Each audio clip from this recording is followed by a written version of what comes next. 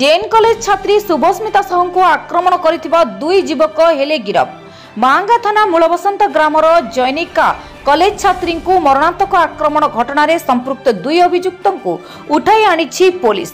गत 19 तारिख सकाळ 11:30 समय कल्याणपुर ग्राम निकट केनाल बंध उपरे दुई जन अजना बाइक आरोही जेएन कॉलेज को जाउथिबा शुभस्मिता साहू को आक्रमण परे फेरार हो जाइतिले।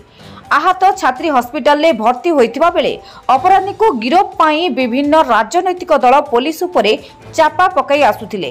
तेबे सालेपुर एसडीपीओ बिरंची पतिंक निर्देश एवं महांगा आईआईसी तपन राउत नेतृत्व में एक स्वतंत्र पुलिस टीम विभिन्न स्थान में चढ़ाऊ पर जाजपुर जिला बालीचंद्रपुर थाना पतराजपुर गाँव दुई युवकों को धरिबारे सफल होइथिला। अभियुक्त सुनाकर नायक एवं चंदन नायक को पुलिस गिरफ करिछि।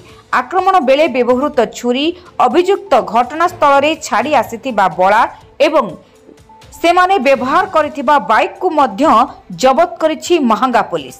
तेबे अभियुक्त को आज कोर्ट चालाण पर पीड़ित परिवार दोषी विरुद्ध रे कड़ा दंड पाई दाबी करिसंती। कटक जिला महांगारू जिला प्रतिनिधि पवित्र ओझांक रिपोर्ट, दुर्गा न्यूज 24 ओडिया।